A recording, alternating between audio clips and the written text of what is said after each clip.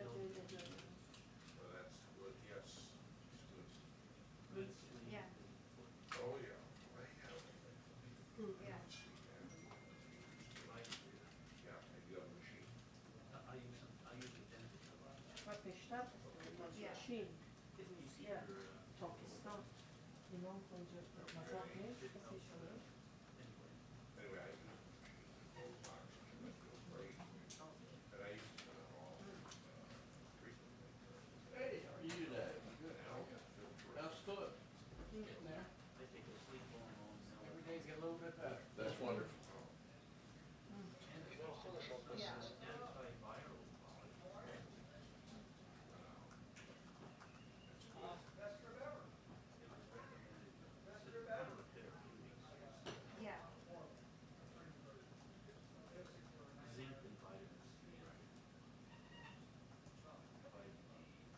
We still made some nice pictures, but Yeah. And a miracle. Right.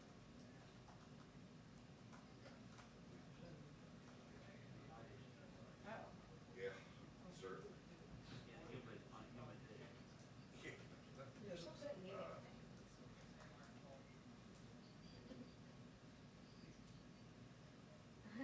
Confidence.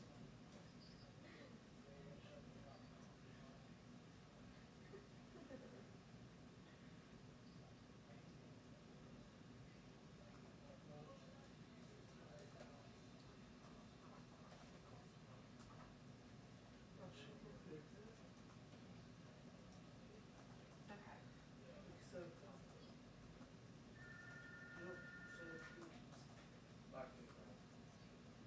Yeah. video conference yapacağız. Hesaba transfer ederim.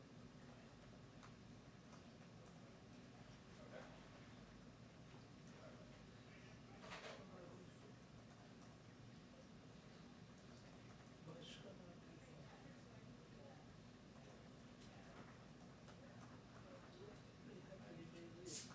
Hemen bir konferans sonra eve geçeceğiz. Afiyet olsun.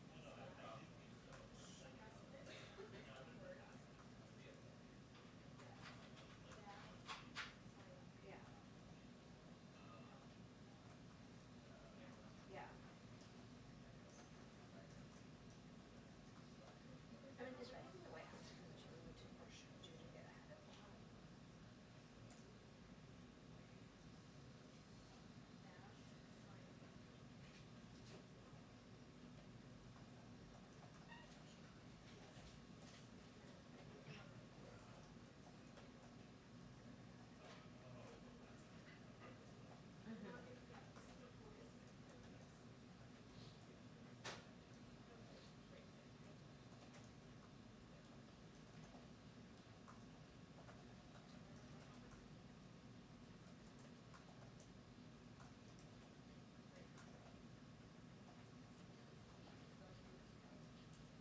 Yeah.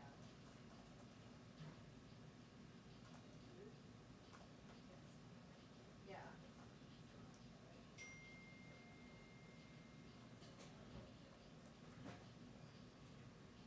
Yeah.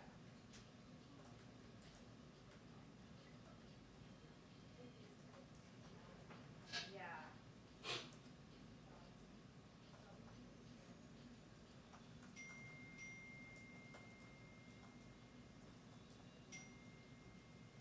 The money.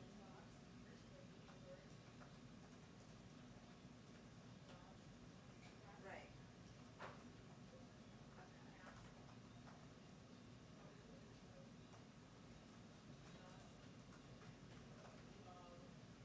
Okay. I know.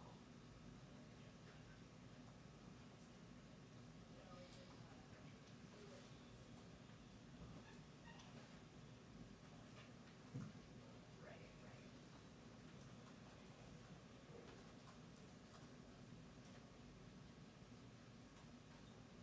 Right.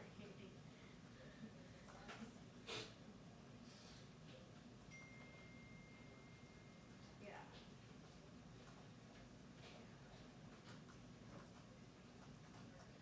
Yeah, okay, all right.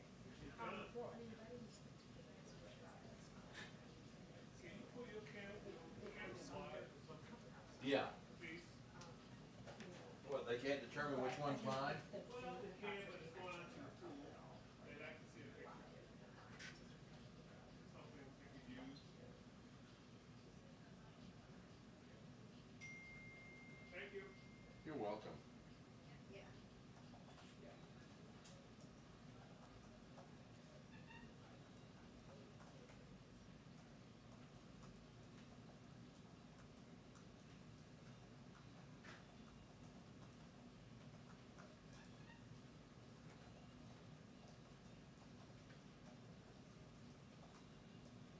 Yeah.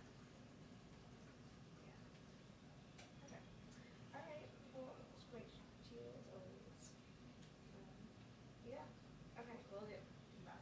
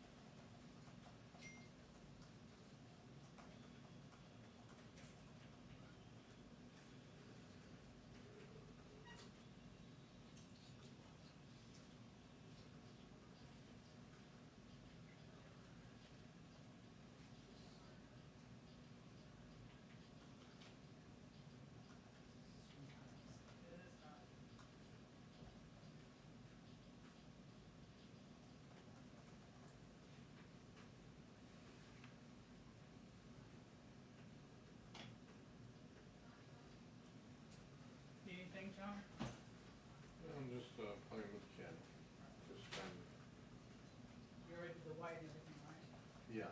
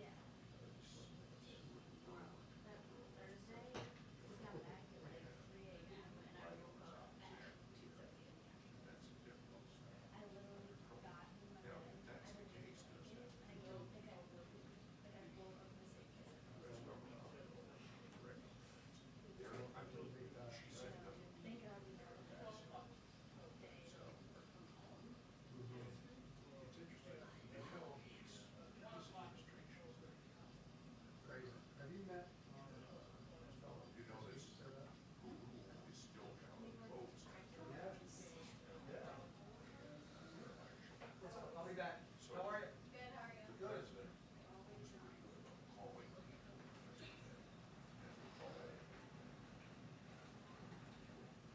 So I just, I'm starting to call and check. What's going on?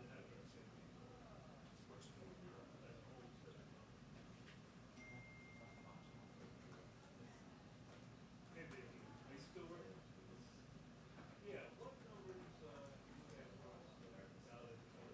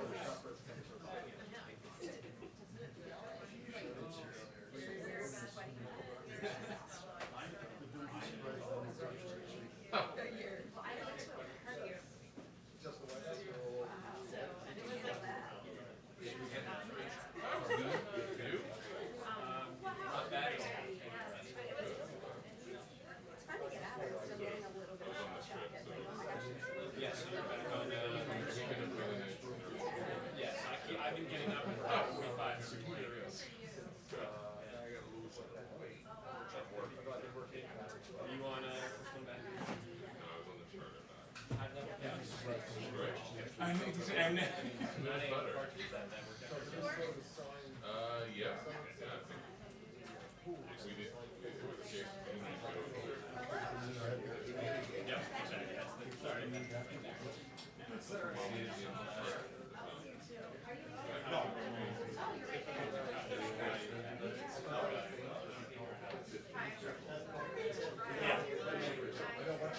Who knows?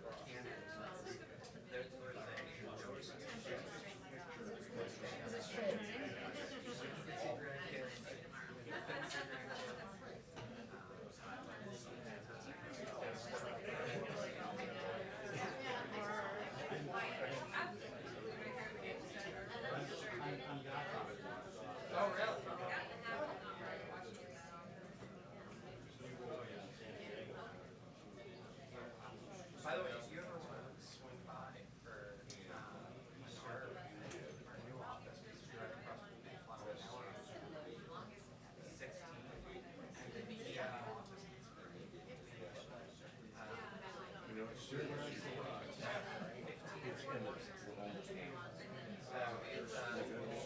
you're great.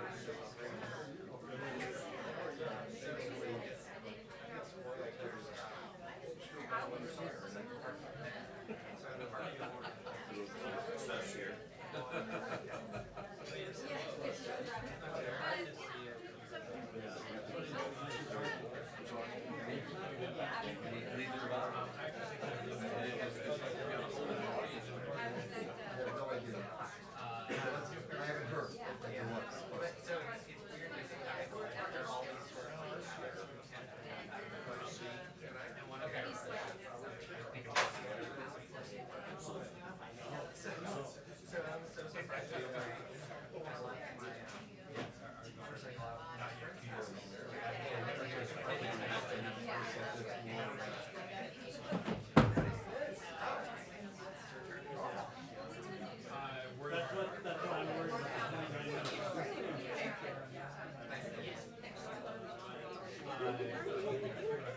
I wasn't counting on that. You can. Oh, you got these skills. You've got the skills. Yeah, more probably than that come out at some point. Well, I'll be moving, so. Yeah, I mean, once he starts, I'll sneak out and give him a shot.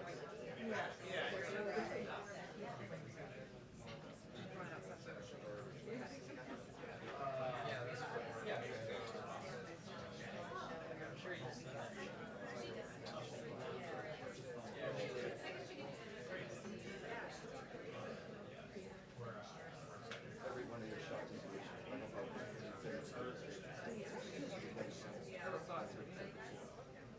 never mind. You're saying like you've seen the shot reflected in your shots are oral original. Huh? I don't know. We're lucky to only just cameras on every one of these. Before the pandemic, there'd be cameras here. We'd say that we have to put a remote. People put remotes on. Somebody has a remote there.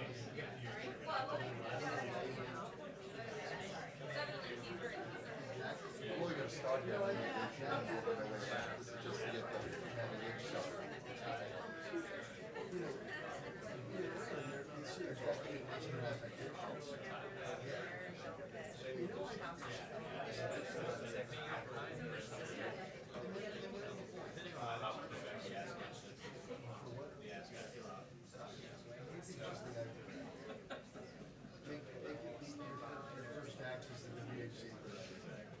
Yeah, right. That would get the invite back. I wouldn't put it past them. Yeah, that's still good. It's almost plug that up. This is, you have to dozen of those guys.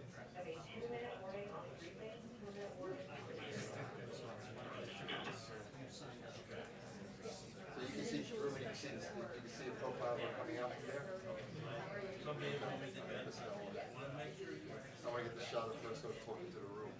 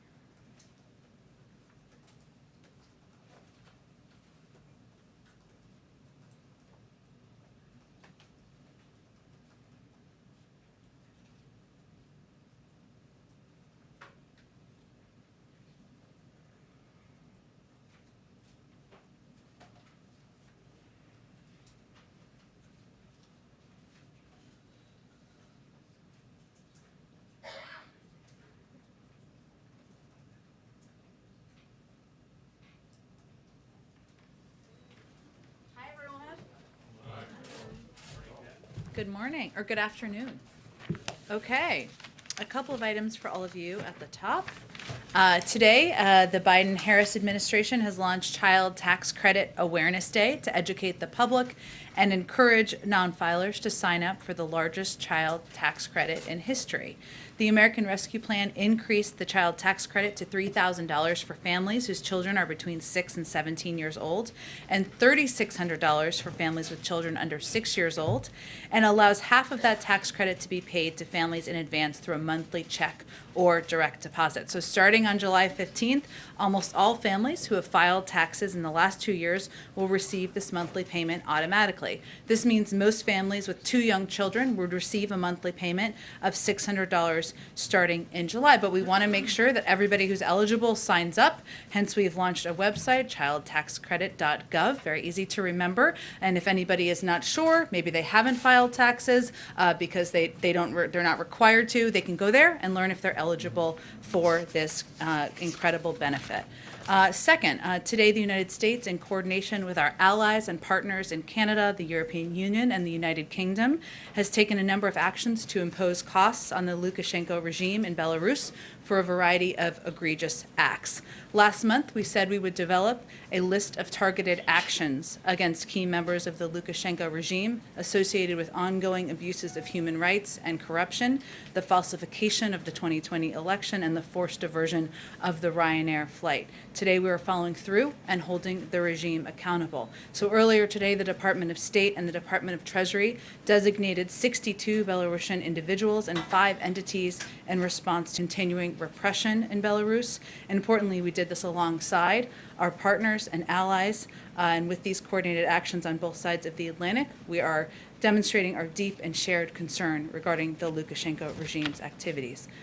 Finally, today, the Biden-Harris administration announced the distribution list for the remaining 55 million of the 80 million doses of America's own vaccine supply President Biden has pledged to send out globally and allocate by the end of June in service of ending the pandemic.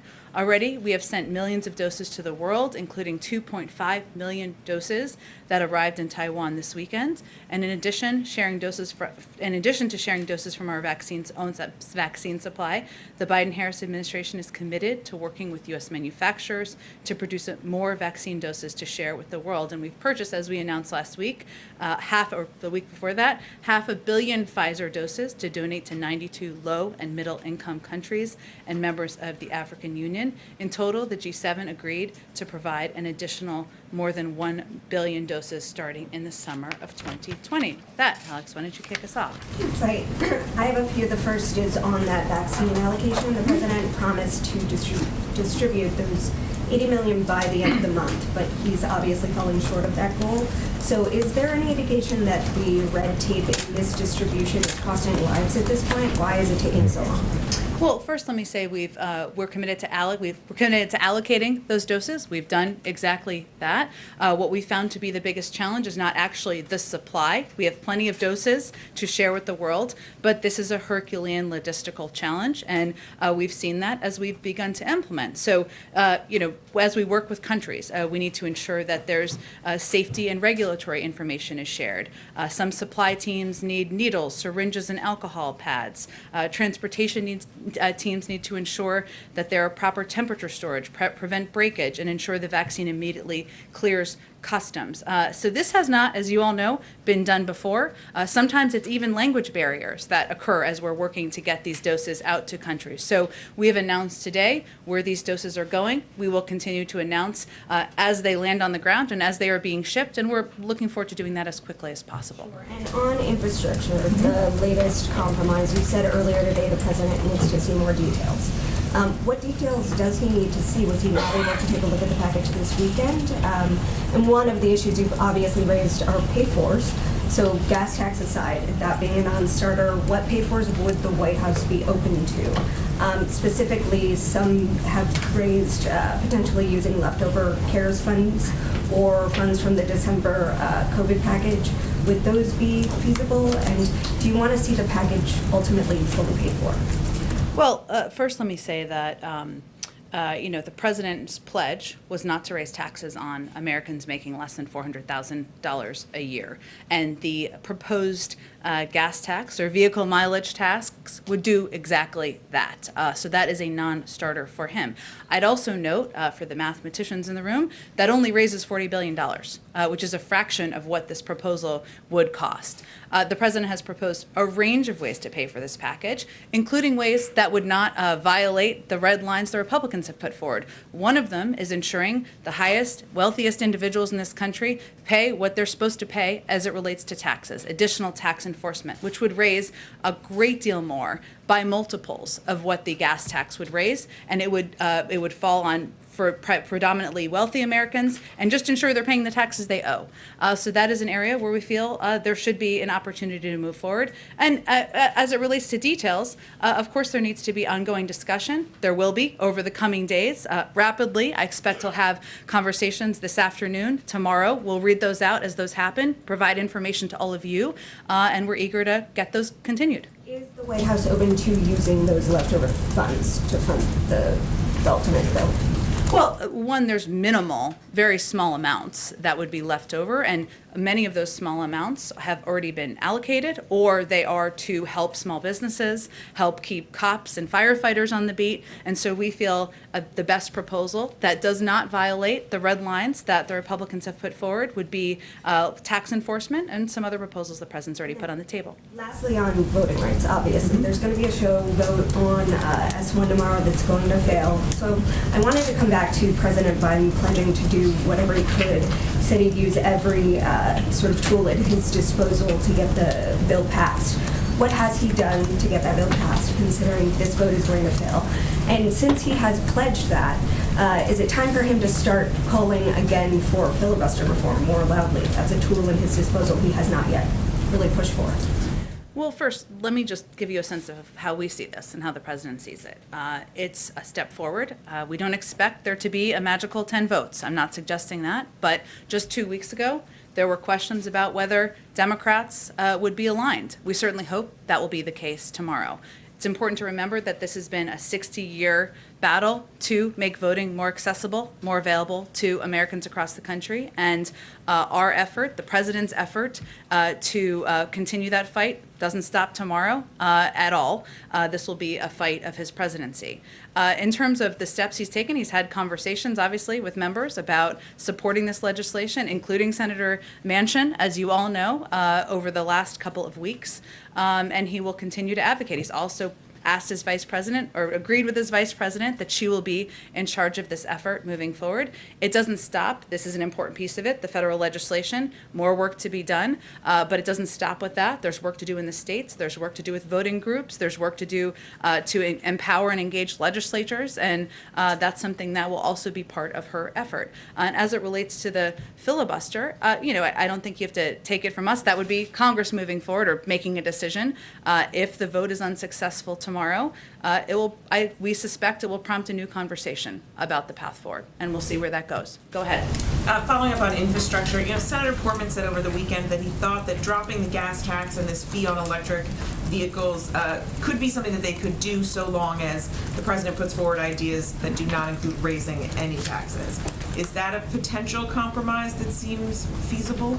Well, again, last I checked, the proposal the president put forward in his initial proposal that has been a part of this discussion to increase investment in tax enforcement, ensure that people who are the wealthiest are paying what they should be paying in taxes, which would raise a significantly larger amount than the gas tax. It does exactly that and should meet his bar. And to Alex's point, do you want this bill to be fully paid for? The president has proposed means of fully paying for this package, including the tax enforcement components. He thinks that's a responsible thing to do, and we'll continue to have discussions with members about how we can find a path forward. You mentioned continuing discussion. Should we expect another in-person meeting perhaps here at the White House this week? I suspect you can expect that, yes. Go ahead. Just going into this week, how does the president view his role in these negotiations? Is he the closer? Is he the facilitator? What's his approach this week to try and get this across the finish line? I feel like there's a baseball analogy here I won't really want to deliver on, so my husband thinks I'm cool, but I can't think of it. Look, I think the president, having served 36 years in the Senate, He's always going to be deeply involved. He's always going to roll up his sleeves and want to know every detail of what's being discussed, every detail of the proposal and package. As I noted in response to Mary's question, I suspect he'll have some members here over the next couple of days to have those discussions in person. So I don't know I will leave it to all of you to characterize or give a label for that, but he's ready to roll up his sleeves. The door to the Oval Office is always open, and he'll be deeply involved and engaged in these negotiations over the coming days. And some progressives have made the ask that if you're going to move forward with this bipartisan package, moderate senators commit to them to supporting the reconciliation piece of this as well, the second track, if you will. Will the president also seek that commitment from the if they do a bipartisan piece of legislation? Well, I would say that the president sees this as a process that has multiple paths forward, and the reconciliation process, which is already underway, being led through the budget committees in Congress, is an important component of that. And a number of his priorities and his proposals that he's put forward are not a part of this negotiation or not a part of this discussion that's happening in a bipartisan manner. So he certainly would like to see that move forward, and he will make that case to others as well. And just one last quick one. Does he support the Manchin language on the voting rights issue? Well, again, I think this is a compromise, and as that happens, as compromises happen, it means there's a lot that you like about it, and it may not be everything you love, but he certainly sees this as a step forward. And as Stacey Abrams said over the weekend, incremental steps forward in making voting rights more accessible, making voting more available is a good thing. And he certainly is appreciative of the efforts by Senator Manchin and others to continue to make progress on voting rights, which he feels is a huge priority. Go ahead. Some quick follow-ups on things that have already been discussed. Sure. First, on infrastructure, the meeting that would be taking place at the White House this week, do we have a day or people who would be attending on that yet? It's an excellent question. We will provide more details to you as soon as we have them, but I suspect it could be more than one engagement. Okay. And then on voting rights, there's been a lot of concerns expressed about whether it's the Manchin proposal, the two bills that have been already floating in Congress, that they actually don't address the key issues that are being faced right now, which is local election officials being removed, being taken, their power being taken away from them. Is the White House going to say anything about what more needs to be done to deal with those specific issues that are happening right now? Yeah, I think that's an important point to raise. Even if the voting rights bill was sailing across the finish line with support of every member of Congress, there would still be more to be done, and that's why the Vice President is going to be leading this effort. You're right that some of that is protections for officials in states. Some of that is, frankly, pushing back on the more than 40 states where there's legislation moving forward that makes it more difficult for people to exercise a fundamental right, which is the right to vote. So, again, this is not the end of our effort. This is in some ways the beginning. And there is going to be more work done by the President, by the Vice President, by the administration to expand access to voting rights. And then one more thing, just on the financial regulation meeting that's happening in the Oval Office today. There were a number of issues that I didn't see on kind of your readout of what was going to be discussed at that meeting. It could be anything from the Federal Reserve signaling interest rate hikes to the role that meme stocks are playing in financial stability. Just anything. I mean, are those issues going to be raised, and what more is going to be just focused on? Well, we'll provide a readout of the meeting when the meeting concludes. I would note that it is a routine meeting, and most presidents meet with their financial regulators.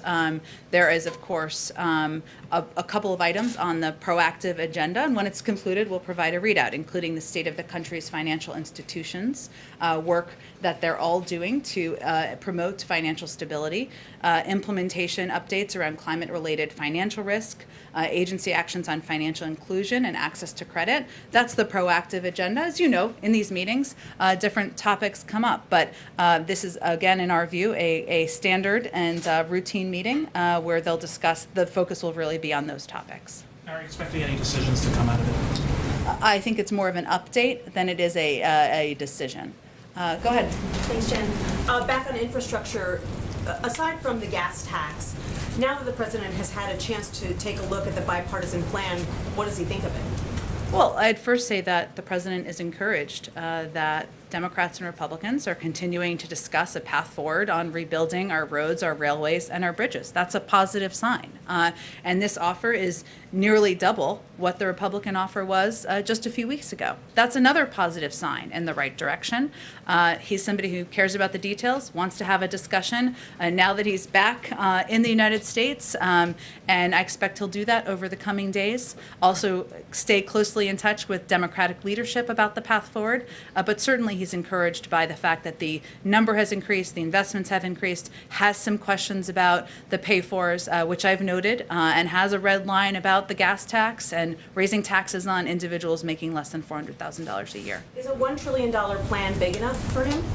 Well, I don't think we see this as a one step. There is a reconciliation process that's ongoing, and that addresses and includes a number of the president's key priorities, including making pre-K universal for kids across the country, which would increase the likelihood of graduating by more than 50%, making community college more accessible. There's a lot of investments and proposals the president has put forward because he thinks they're important for our economy, for the American workforce, for our competitiveness, and a lot of those will be included in a budget process that's already moving forward. So even if this plan doesn't end up being as big as he would like it to be, he believes there are other ways to get those policies enacted? There are a lot of vehicles to move his bold ideas forward. On Medicare, does the president support Bernie Sanders' proposal to include dental and vision in Medicare?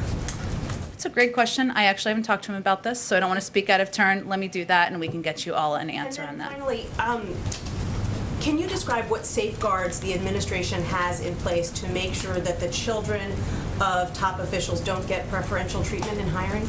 Sure. Well, let me say first that we have the highest ethical standards of any administration in history. A number of ethics officials have conveyed that, and we're proud of that. We have also staffed up at an unprecedented pace, and this is the most diverse administration in American history. So we certainly expect that everyone will abide by those high ethics standards. That applies in how we operate. It also applies in how hiring is done.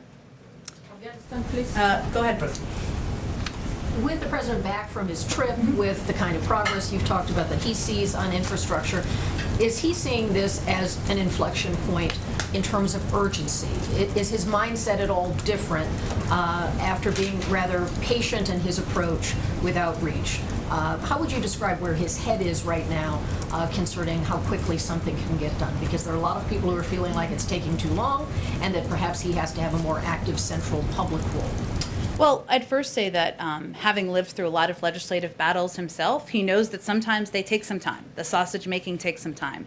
But to your point, he does not feel the time is unlimited, and he would like, it is not weeks in his view in terms of moving forward and seeing if there's a bipartisan path forward. So that is why he's eager to have these meetings and discussions over the coming days in the White House and see what it looks like, see if we can address some of the questions he has about this proposal, and certainly he'd like to move forward sooner rather than later. And on Iran, the newly elected president has indicated that he does not wish to meet with President Biden or to engage on the components of the JCPOA.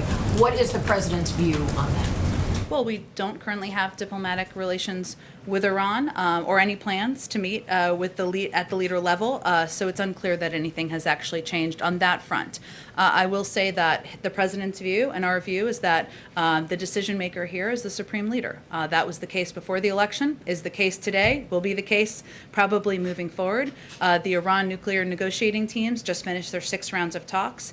They have not yet announced the 7th round, but as is typical, they're back consulting with capitals, and we're looking forward to seeing where that goes moving forward. Go ahead, Peter. Thank you, Jen. On COVID-19 origins, Jake Sullivan said this week that if China does not let investigators probing the COVID origins in, they're going to face isolation in the international community. So what is an example of something that the White House thinks China would care about being isolated from? Well, I would say that, as you know from covering the trip, last week there was a great deal of calibration around in the global community among the world's largest democracies, the world's most important security partners, about how we were going to work together to address the rising economic power of China and concerns where we have concerns, which the lack of transparency is certainly one of them. So I think what the president and what Jake Sullivan were referring to is the global community has taken notice. We're going to work together to exercise the necessary pressure on China to be a participant and to provide transparent data and access in this case. And China wants to have a role in the global community and global conversations, and certainly they would take note of that. And so the White House's position would be that isolation from the international community is more of a deterrent than, say, sanctions and threatening sanctions or some other form of punishment. I think the point that Jake was making is that China wants to be seen as a power in the world, as a central actor in the world, and they are not looking to have the global community align against them. And then on infrastructure, Bernie Sanders is pitching a reconciliation package that's up to $6 billion that includes some of the president's other priorities. Trillion. $6 trillion. It's a lot more money that way. I'm just here to get you the accurate info. Thank you very much. If something $6 trillion big makes it to the president's desk, would he sign it, or is that too big? Well, first, we're not quite there yet. And I would also note that the president has put forward a way of paying for these proposals, including what he feels are necessary reforms to our corporate tax system, and asking the individuals, the highest income individuals, the top 1%, to pay more. And he's put a range of ideas out there on the table and proposals out there on the table. We're going to have discussions with Congress about what it looks like, what Democrats are comfortable with as well. There's a range of views in the Democratic Party as well, but we're not quite there yet. And the last one, a dozen or so states have now ended the federal unemployment benefits, the extra unemployment benefits. A couple more states are going to do that in coming days. Does the White House think that the governors who are ending these extra enhanced unemployment benefits before they expire are doing the right thing or the wrong thing? Well, we have continued to implement or continuing to advocate to implement these unemployment benefits for the remainder of their tenure, which is just a couple of months. We don't actually know, because the data doesn't exist yet, what the impact of the implementation in these states is. Our view is that American families, there are still millions of people out of work. They still need a little bit of extra assistance. We also don't think that these benefits should be never ending. Hence, they're going to expire in early September. So we know governors are going to make their decisions. We continue to believe that with more than 7 million people out of work, that there's still additional assistance we should give to the American public. Why don't you go ahead after you said Afghanistan? Thank you very much. My name is Nazira Azim Karimi. I'm an Afghan freelancer journalist. As you know, President Ghani and Dr. Abdullah will travel on Friday to the White House, to Washington, and visit with President Biden. What will be the main topic that President Biden will discuss with both of them? And also, Taliban continues their attack in Afghanistan even today. White House has any plan to invite Taliban to convince them to make a ceasefire in Afghanistan, because Afghan people, they are really tired. I'm Afghan, and emotionally we are in a bad situation. Understood. Well, I know that President Ghani will be here in the United States on pre-planned travel to New York, I believe, and of course the President looks forward to welcoming him to the White House for a meeting on Friday. And I expect their focus of their conversation will be to continue to discuss how we can work together to ensure that Afghanistan never again becomes a safe haven for terrorist groups who pose a threat to the U.S. homeland, how we can work together to continue to implement the humanitarian assistance, other assistance that the United States remains committed to, even as we work to draw down our troops. Go ahead. Thank you, Jen. Just two questions. One, in the wake of the Supreme Court ruling on the NCAA and college athlete compensation, does the White House believe that there should be federal rules or some kind of federal standard governing college athlete compensation, or is that a decision that the administration believes should be left up to states? Let me just first say on the ruling that our view is that, of course, NCAA student athletes work very hard, both on the athletic field and in the classroom. I'm a retired one myself, and today's decision recognizes that, as with all Americans, their hard work should not be exploited. And the president believes that everyone who works should be compensated fairly for his or her labor. In terms of specific regulations, it's an excellent question. This is obviously a new ruling. I'd have to talk to our policy teams about that and where we might stand. And just one on COVID-19. Based on the current projections, it does not look like the president's July 4th target of getting 70% of the population at least one dose of the vaccine will be met. Of course, the administration has tried to incentivize vaccinations along with corporations and other partners. What else can the White House do at this stage to try and change the trajectory of vaccination rates? And what are the concerns of missing that target in terms of the president's desire to get back to normalcy? Well, first let me say we've made tremendous progress in our vaccination efforts to date, and the ultimate goal has been to get America back to normal, as you said, and we're looking forward to doing that even here at the White House. As you know, we've invited over 1,000 essential workers and military families to join the president on the South Lawn, and many more with fireworks on the Mall. What we've seen over the course of the past couple months in terms of progress is a massive reduction in the number of COVID cases by about 90%, a 95% reduction in the number of deaths that are down. That's significant progress. We set this bold, ambitious goal because we wanted to continue to make progress, and we're doing exactly that. We've seen 16 states meet it. What we've seen as we've dug into the data is that there is a big gap between individuals 25 and over and 18 to 25. 18 to under 25. That means that's an area we need to continue to work on. Now, regardless, even if we do sail past the 70% goal, we're still going to be vaccinating people on July 5th, on July 7th, on July 10th.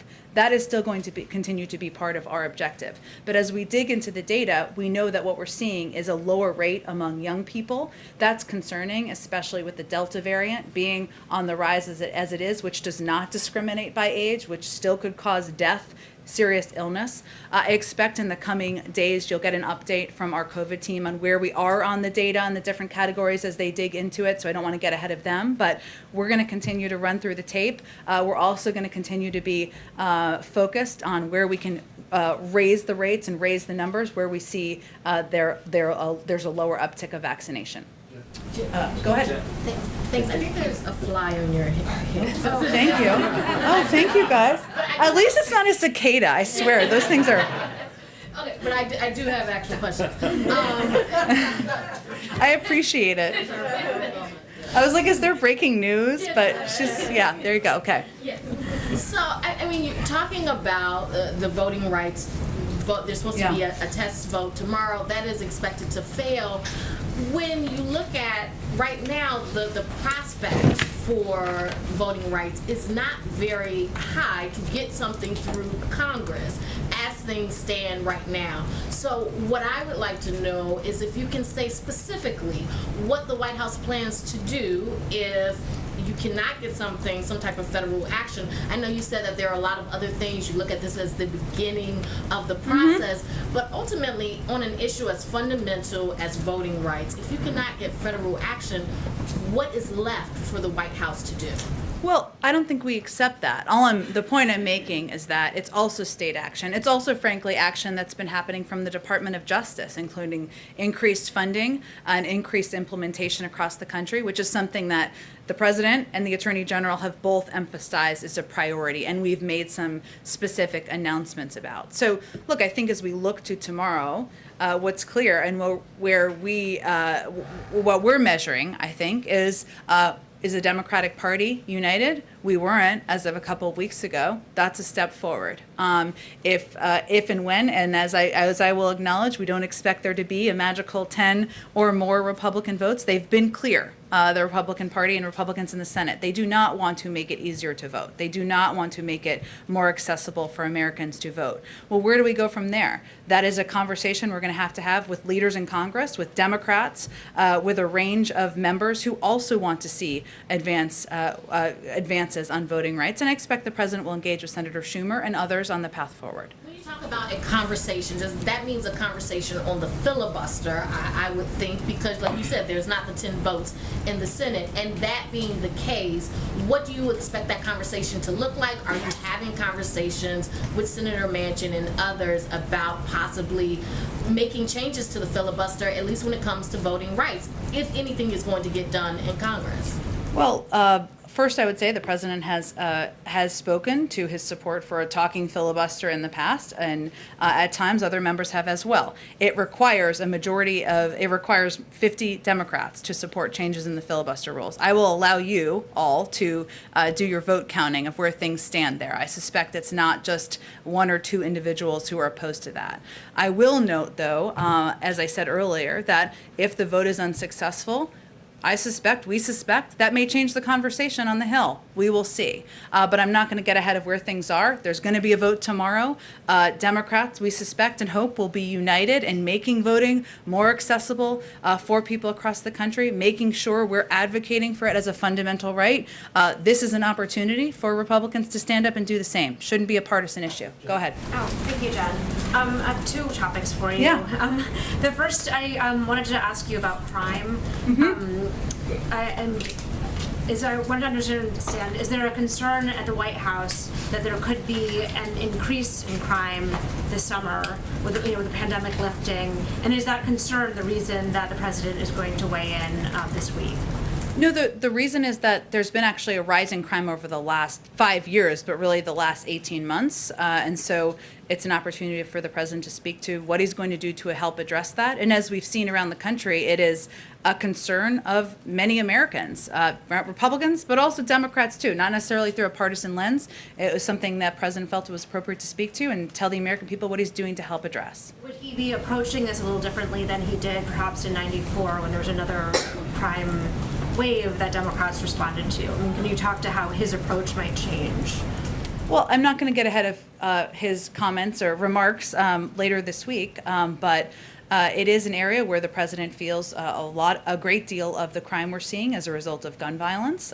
You can expect he'll speak to that and his commitment to continuing to address gun violence and gun safety in the country. And certainly a long time has passed since the crime bill in '94. He's spoken himself to differences, things he would stand by, things he might do differently. But I wouldn't see this as a response to that as much as a conveying to the American people what he's going to do now to help address the rising crime we've seen over the last year and a half. And I just wanted to follow up on Bill's question from earlier about the Manchin compromise that had been floated. Just if you could talk specifically about his idea, or if you could speak specifically to the administration's position on allowing or requiring some form of voting ID when people go to the polls. I think the president's looking, I'm not going to go through different individual pieces of the package. It's a compromise. The president, there are components of there, of course, that I think universally among most Democrats in the country, an extension of early voting, making Election Day law, we would support. This is a step forward, should be seen as an incremental step forward. We'll see what's the next step in Congress. Go ahead. Jen, thank you. Quick one on immigration and then another topic. There's been reports, Axios is reporting that the White House is eyeing the end of July for potential timeline to lift Title 42 at the border. CDC is also referring to White House on this. Does the White House see that as a realistic timeline for potentially lifting Title 42? Would we be at a place where vaccines are continuing to be distributed and it would be safe enough to lift that policy? Well, I don't have any new policy to announce when it comes to Title 42. There's been no change. We're not, of course, going to get ahead of the CDC decision, the process involved in that, which you just touched on a lot of those components, but we would let them pursue that process. Would the White House prefer to allow the outcome of that policy be dictated by the current litigation that the ACLU is pursuing, or would the administration unilaterally make a decision on that? There's a policy process that's ongoing that's unrelated to the litigation. And in terms of the president's trip later on this week to North Carolina, the the White House, the administration said early on that when it came to vaccine hesitancy, a big part of the strategy was relying on local physicians, local governments as well to kind of take that on. There's the vice president took a trip recently, the first lady's taking a trip, now the president taking a trip. Does this mark kind of a shift in strategy when it comes to combating vaccine hesitancy, and when it comes to that specific demographic you described, younger people? Yeah. What really do you do to convince those people to take vaccines at that point? Well, first I would say no. Where we've invested our funding is in empowering local trusted voices, whether they're doctors or clergy or civic leaders. That continues to be the case. At the same time, of course, the president and the vice president of the United States should be out there advocating for the impact, the efficacy of the vaccine, and the impact. And as a part of our month of action here, a month-long campaign, it's absolutely appropriate for them to do that, in our view. As it relates to young people, I think we'll use some of the same tactics we've deployed with a range of communities, right? Which is trusted voices, which is ensuring, if a college roommate or a former college classmate got the vaccine and now can go out and feel safe going out to restaurants and concerts, that's pretty effective. Maybe even more so than the President of the United States appearing in their local newspaper. That will continue to be an area we invest. We've also continued to make it as accessible as humanly possible. That's something we can do from the federal government. We've seen that as a barrier in the past. We've made progress. We've seen that as a barrier. We'll continue to do that as it relates to young people. We're also incentivizing. Yeah. Sorry about that. It's okay. Two questions. So, two questions. The first on governors and governors' races. Across the country, you have a number of governors and candidates for governor who are becoming more and more explicitly anti-government in their rhetoric and rejecting the legitimacy of either the president or the federal government in general in areas that are undoubtedly the federal government's province, such as a Texas gubernatorial candidate saying he would close the borders. You have a guy in Idaho running for governor who has actually taken up arms against federal agents. Is the administration concerned that actual violent extremists and people espousing secessionist rhetoric are finding a home in Republican primaries and could actually be elected to office? And then I have that second question. Well, I'm not going to label people domestic violent extremists officially from here. I think we have certainly seen problematic rhetoric, followers of QAnon and conspiracy theories who don't just run but are elected to office. So there's already a record of that. We'll continue to speak out against that, but we will. Our strategy at this point is continue to advocate for how government can work for the American people, remind people across the country that this president is going to govern for all Americans, not just one from one wing of a party or the other, and that hopefully the effectiveness of that is something that can help us play a constructive role. And then a related follow-up. President Biden's predecessor is going to return to his campaign-style rallies in Ohio this coming weekend.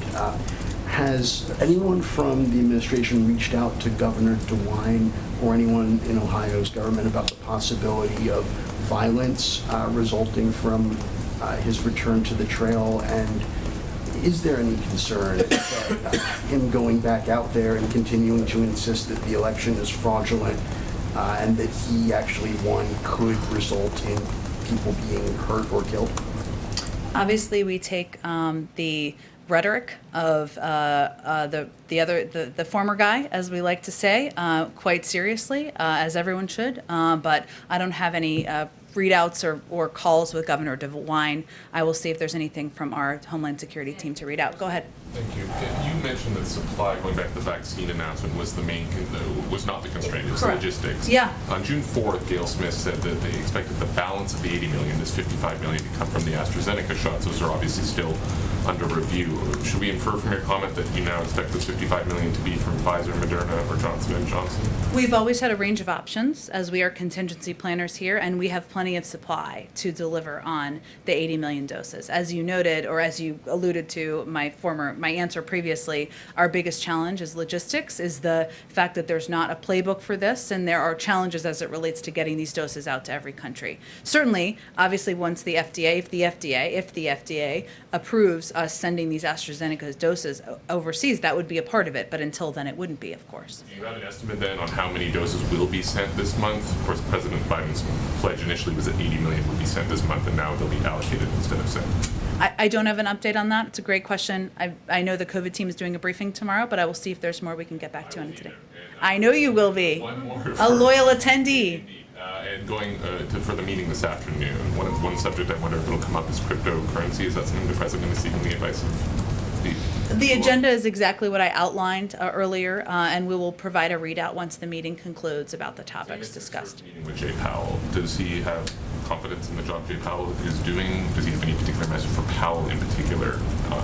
The President's view is this is a routine meeting with financial regulators to get an update on management of the economy and making credit accessible to people across the country.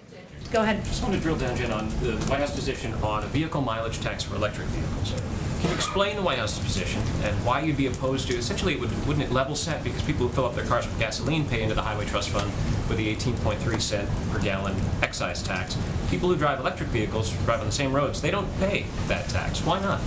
Well, first I would say the President wants to grow the electric vehicle industry, wants more people to buy electric vehicles, wants to make them accessible to people across the country. That will help our climate, help create jobs in that industry as well. And his view is that there are plenty of ways to pay for these proposals, plenty of ways that will not leave the burden on any individuals across the country making less than $400,000 a year. That's the choice, and he feels we should have the burden on the wealthiest Americans as opposed to any other Americans. What's the long-term structural impact then on the Highway Trust Fund if, as you hope, more Americans drive electric vehicles, fewer people fill up their cars with gasoline? How do you sustain that if fewer people are paying that excise tax over time? I suspect Secretary Pete has thought about this. I'm happy to talk to him about it over the long term. But again, the purpose of this proposal is to move to electric vehicles as an industry where people are driving electric vehicles, making our climate healthier, but also creating jobs in this industry that he feels is an industry of the future. Go ahead. Thank you. The president has been criticized for giving Putin a list of 16 critical infrastructure targets that's considered off limits to cyber attacks. How did that idea come about? And why not tell Putin that everything inside of the United States is off limits? Well, first, I don't think it required the president providing a list for President Putin or Russia to determine what is critical infrastructure in the United States. I know that has been part of the conspiracy response to his proposal. The president was being clear. These are areas where we will be watching and we will reserve the option of consequences. That was the message he was sending during that meeting, and it's why he put forward those specific examples. Why didn't he give Putin a list of targets inside of Russia that the United States would target if another cyber attack does take place in the United States? Because we don't preview our punches. Go ahead. One last question. Go ahead. One last question. Sure. Does the president believe that a 15-week-old unborn baby is a human being? Are you asking me if the president supports a woman's right to choose? He does. Go ahead. Another question actually on the summit last week with Putin. A State Department official after the summit said that the Havana syndrome, these anomalous health incidents among U.S. personnel, had come up. It was referenced. Who referenced it to who? I don't have any more specifics from that meeting to read out for you. Why would the topic come up if there is no confidence in this building or with intelligence agencies as to the perpetrator? I just don't. We have not attributed, as you know. I don't have anything more specifically on this topic from the meeting. White House reaction on the Supreme Court decision to Fulton versus City of Philadelphia. Does the White House have a reaction on that? Yes. Case? I think we have issued a reaction to it. I don't have anything more to it. Go ahead. I think we got to move on. Go ahead go ahead right there. Yep. Go ahead. Right. Go ahead. I wanted to follow up on the Geneva summit. If I okay. Sure. What specific steps the administration is taking now to implement understandings reached by President Biden and President Putin in Geneva. I'm especially interested, as you probably understand, in the potential dialogue on cyber and the strategic stability. Should we expect in-person interagency meetings on that, or are we talking about, something online? Any idea about that? Sure. So first, let me say the president did accomplish exactly what he wanted to accomplish in Geneva, which is identifying areas where the United States and Russia could work together in our mutual interests. We launched these strategic stability talks. Part of their discussion was the fact that there will need to be a lot of follow-up on a level that is below the two leaders, so that some of that could be at the Secretary of State, some of that will be underneath that, and those discussions will be happening or beginning in the weeks ahead. But that was the agreement between them, that there would be follow-up from their teams. I don't have any more specific update. I expect you would get those updates from the State Department and others. Go ahead. Go ahead, but actually, this woman right in front of you, I was trying to point to her, and then I'll go to you next. Go ahead. Oh, no, right behind you. Go ahead.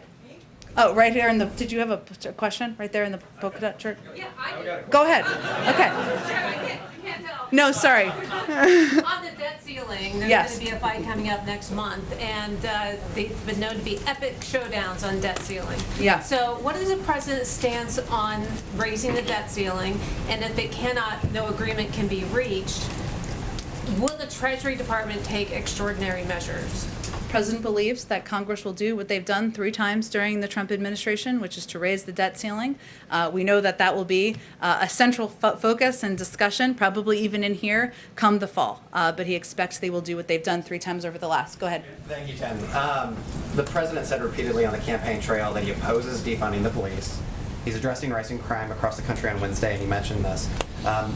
What is the president's message to some mayors who are considering reducing police budgets or already have reduced police budgets?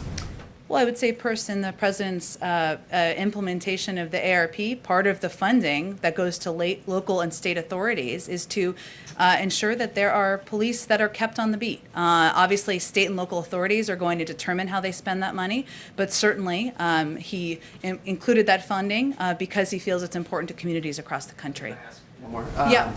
So I was wondering if you could tell us about the president's reaction. Some Senate Republicans are delaying confirmation of his OPM nominee over fears that if confirmed, she would incorporate what they see as detrimental critical race theory into federal directives. What is the White House's response to that delay? The president believes that this is a qualified nominee, one the Senate should move forward expeditiously so that we can ensure we have a full team in place across the government to continue to work with Democrats and Republicans in Congress. Go ahead, Nani. Thank you, Jen. Just to follow up on Iran, an EU negotiator said today that they cleared on certain technical issues, but they still have problems on a political one. And some sources in Vienna, indicating that they might reach a deal by the middle of July. Is this optimistic? What's your assessment of that? Can a deal be reached considering the election of the hardline president? Well, again, I don't have a new deadline to set here. As you know, because you follow this closely, they just finished their 6th round. It's natural that they would be returning to capitals, the negotiators, to consult with their capitals and leaders in their capitals. That's happening now. Our view is that there is a decision maker here and that has not changed, and it is the supreme leader. So we are going to continue to work to move these diplomatic negotiations forward because it's in the interest of the United States and the interest of our national security. But I don't have a new timeline to set for you. But that he's been the decision maker before the election, after the election, and even after an inauguration. Go ahead. Thank you. You announced sanctions against Belarus today, which include visa restrictions, property, assets designation, but previous reports suggested there would be economical targets, that the sanctions would be tougher. Why have you refrained from putting economic sanctions on Belarus, which would be more significant? Well, we just announced a huge number of sanctions in coordination with our European partners to send a clear message that the behavior is unacceptable. Not just the diversion of the Ryanair flight, but oppression of democracy within the country. And that's something, again, we did in coordination with our partners because we felt these would be the most effective means of sending that clear message. Go ahead. Why hasn't the president nominated anyone to lead the FDA at this point? I know this is a popular and understandable question. Certainly, he's eager to have somebody who's qualified and prepared to take on the role, and he's not going to expedite it until he's ready to make a decision and make an announcement. Go ahead. Thank you, Jen. Yeah. The U.S. Conference of Catholic Bishops is writing a document to clarify who should receive communion. And this is targeted at politicians, people who have a high public profile. What's the president's reaction to this? Well, Joe Biden is a strong man of faith, and as he noted just a couple of days ago, it's personal. He goes to church, as you know, nearly every weekend. He even went when we were on our overseas trip. But it's personal to him. He doesn't see it through a political prism, and we're not going to comment otherwise on the inner workings of the Catholic Church. Statements by the bishops make the president reconsider his public support for policies that increase access to abortion or allow access to abortion in the United States. Again, the president's faith is personal. It's something that has helped guide him through some challenging moments in his life, and that's how many Americans see their faith as well, not through a political prism. So I would suspect he will continue to attend church as he has for many, many years. Go ahead, Jonathan. Contradictory to U.S. Go ahead. I think we're going to move on to the next question because I've just answered that, and it's personal. Go ahead. Thank you. There's a gubernatorial election in New Jersey. Governor Murphy's running for re-election. He endorsed the president last time, raised money for him. Is the president going to help Governor Murphy win re-election this fall?